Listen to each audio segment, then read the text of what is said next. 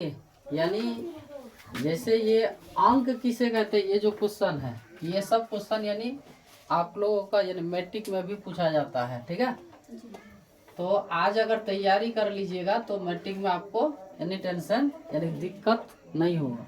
तो देखिए अंक किसे कहेंगे, तो अंक किसको कहा जाता है, देखिए 0 1 2 3 4 5 6 7 8 9 ये सब।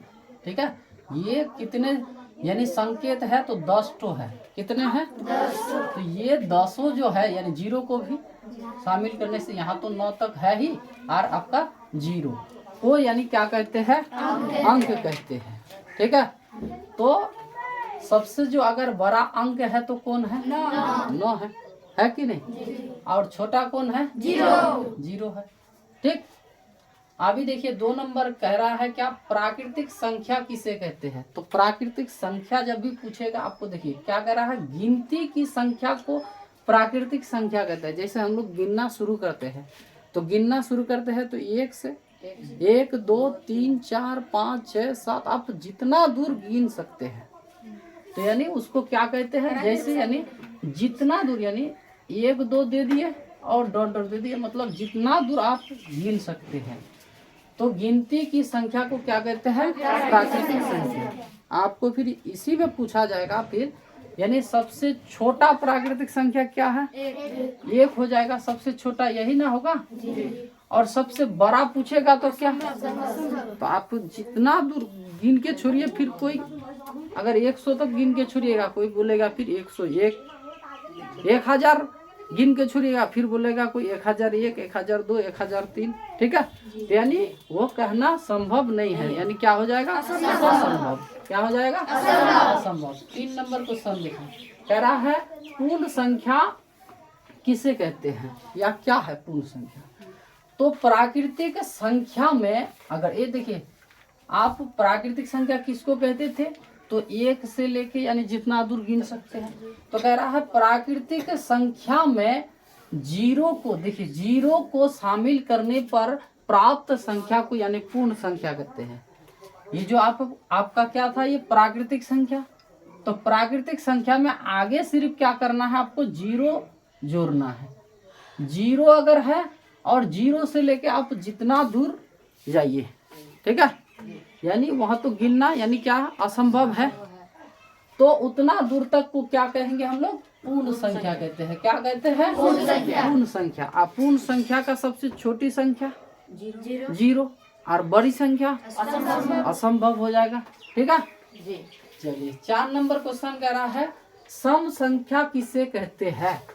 सम संख्या फिर किसको कहेंगे, सम यानी हम लोग जानते हैं जोड़ा। क्या जानते हैं, जोड़ा।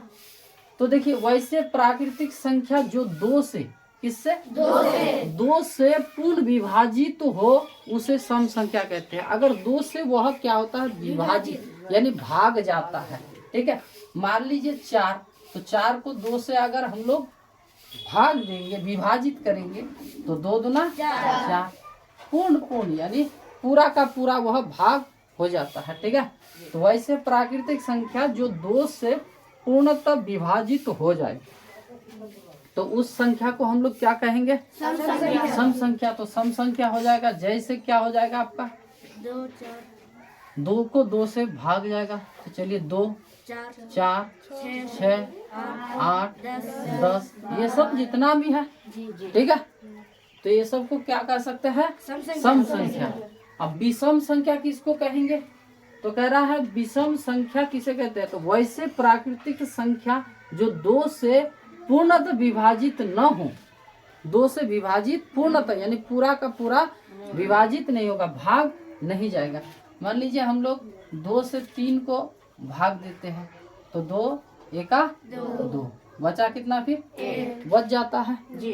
फिर क्या लेंगे, यहाँ पॉइंट यानी दशमलव लेंगे, तो फिर यहाँ 0, फिर तब जाता है, तो दशमलव नहीं आना है। ठीक है, जैसे इसमें आया नहीं ना, तो ये 3 हो जाएगा आपका क्या, तो विषम संख्या। क्या हो जाएगा आपका, तो जैसे यानी जैसे क्या लिखेंगे हम लोग, 3 हो गया, 5 हो गया, 7 हो गया, 9 11, ये सब क्या है आपका विषम संख्या, ये पूर्णतः विभाजित नहीं जाता, पूरा यानी भाग नहीं जाता है। ठीक है, चलते हैं 6 नंबर क्वेश्चन क्या कह रहा है, भाज्य संख्या किसे कहते हैं। क्या देखिए, अब मैट्रिक में यही सब पूछा जाता है ज्यादातर, भाज्य संख्या और अभाज्य संख्या।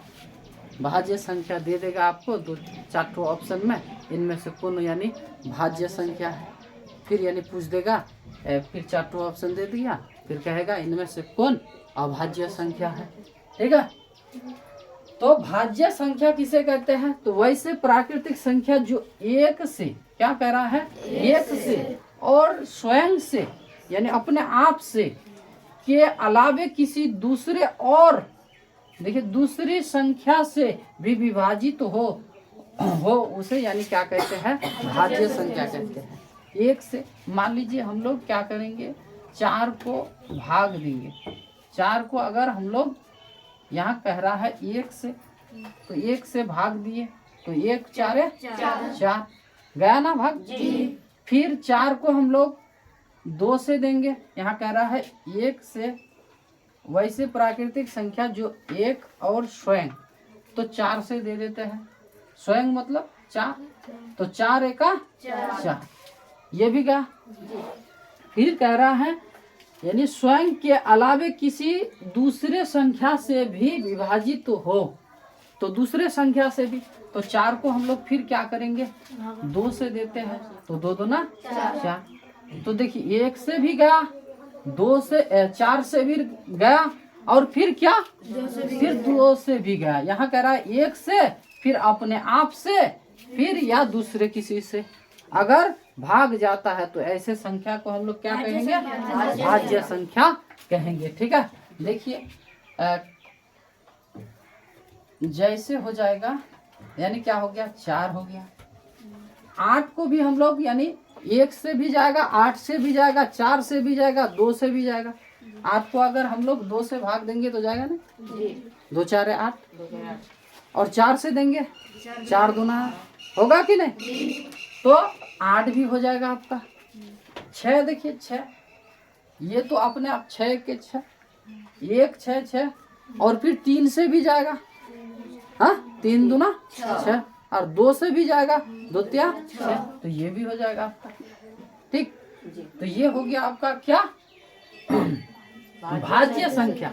और अभाज्य संख्या किसको कहते हैं, देखिए अभाज्य संख्या किसको कहते हैं, तो एक से बड़ी वैसी प्राकृतिक संख्या जो एक और स्वयं के अतिरिक्त किसी भी दूसरी संख्या से पूर्णतः विभाजित न हो, उसे अभाज्य संख्या कहते हैं।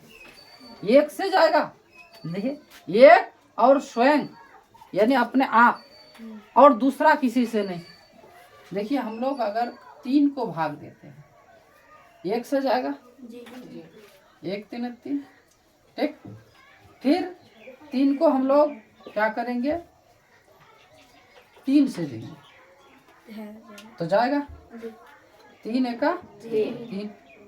फिर अगर 3 को हम लोग दूसरा संख्या से 5 से दीजिएगा जाएगा, नहीं। 2 से दीजिएगा जाएगा, नहीं। 11 को देखिए तो 11 को किस से भाग जाए, 1 से जाएगा। 11 को 11 से जाएगा, दूसरा किसी से जाएगा, नहीं।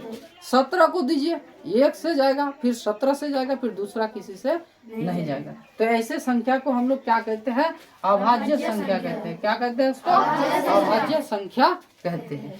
ठीक है, जो अपने आप से जाएगा और 1 से जाएगा, दूसरा किसी से नहीं जाएगा भाग, तो ऐसे संख्या को हम लोग क्या कहेंगे, अभाज्य संख्या कहेंगे। ठीक है, और कह रहा है 8 नंबर क्वेश्चन, जुड़वा अभाज्य संख्या किसको कहते हैं। देखिए जुड़वा तो कह रहा है जी, अभाज्य हम लोग जान गए जो अपने आप से भाग जाएगा और 1 से, और दूसरा किसी अलावा किसी से नहीं। ठीक है, तो कह रहा है जिन 2 अभाज्य संख्याओं के बीच अंतर 2 हो, तो वैसे दोनों संख्या को क्या जुड़वा अभाज्य कहलाती है।